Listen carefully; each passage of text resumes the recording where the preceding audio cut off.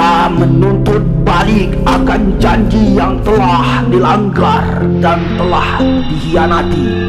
Perjalanan yang jauh membuat kita sampai di tempat ini. Berdiri di sini, di tempat jantungnya ilmu berada, di mana setiap lembar kertas adalah menyimpan raungan kebenaran. Cerita penjajah seringkali hanya berisi keangkuhan, akan tetapi melalui literasi yang kuat, kita harus melihat dan membaca arsip melalui mata para pejuang. Kita akan melihat 6 lokasi bersejarah, bukan sekedar mengunjungi, akan tetapi melihat hasil tuntutan balas atas setiap tirani. Perlawanan dimulai di tempat ini. Di sini, Kapten Robert Hamilton adalah seorang anggota penting pemerintahan Inggris yang dibunuh oleh rakyat Bengkulu pada Desember 1793. Kematiannya adalah sebuah pesan yang jelas. Tidak ada penguasa yang abadi. Hamilton adalah tirani pertama yang terpaksa dibayar lunas oleh leluhur kita. Inggris mendirikan monumen ini untuk mengenang kesetiaan sang kapten. Tetapi bagi kita, tugu ini adalah bukti cikal bakal keberanian perlawanan rakyat Bengkulu yang terorganisir. Mereka jauh datang ke tempat ini untuk berkuasa, akan tetapi mereka hanya berakhir terkubur di tanah yang mereka tindas sendiri.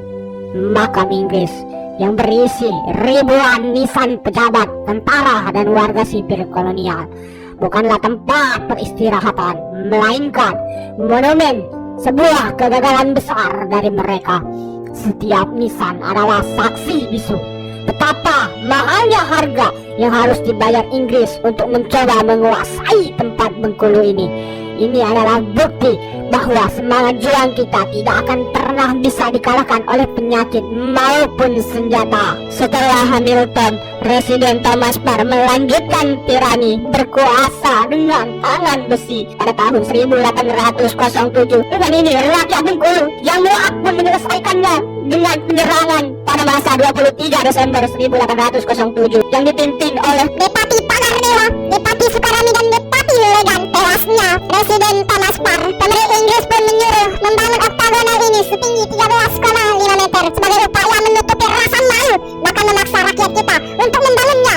Monumen ini mencoba memuliakan tirani, tetapi kini ia hanya berbisik tentang pembalasan suci rakyat yang telah tuntas. Kisah berlanjut kepada seorang pejuang yang mana telah beristirahat, bernama Senton Alibasha, seorang panglima di Ponorogo yang dibuang oleh Belanda ke Bengkulu pada tahun 1833. Walaupun diasingkan, Senton Alibasha mengubah tanah pembuangan ini menjadi kampus ideologi perjuangan yang membuktikan bahwa jiwa pahlawan tidak bisa dipenjara, bahwa jiwa pahlawan tidak bisa dibuang, jiwa pahlawan tidak bisa dimatikan. Ini adalah bukti semangat tidak akan pernah padam walaupun dipel tanah pengasihan.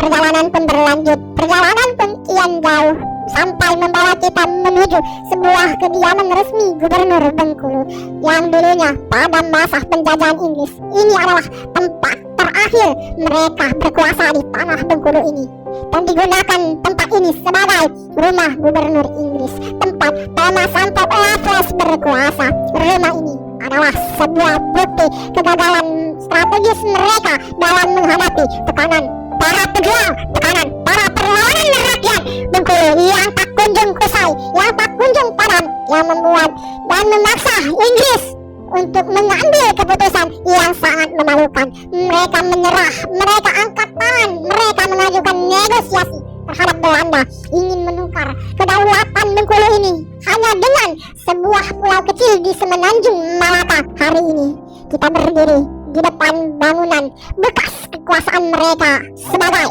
tuan rumah karena berhasil mengusir mereka dari tanah Bengkulu ini. Perjalanan terakhir ini adalah benteng terakhir, benteng Marlborough, yang mereka anggap sebuah benteng pertahanan terkuat Inggris di Asia Tenggara adalah sebuah titik terakhir yang harus kita taklukkan. Mereka membangunnya dengan harapan abadi, namun benteng ini mencatat perlawanan dari hari pertama rakyat Bengkulu yang berulang-ulang kali membakarnya, menewaskan pejabatnya, dan memaksa penjaga untuk terus berganti markas hingga akhirnya benteng ini dikuasai penuh oleh kita. Sejak dibangun 1714 hingga diserahkan kepada Republik, benteng ini adalah simbol bahwa tidak ada bangunan fisik yang lebih kokoh daripada jiwa yang kuat sebuah bangsa.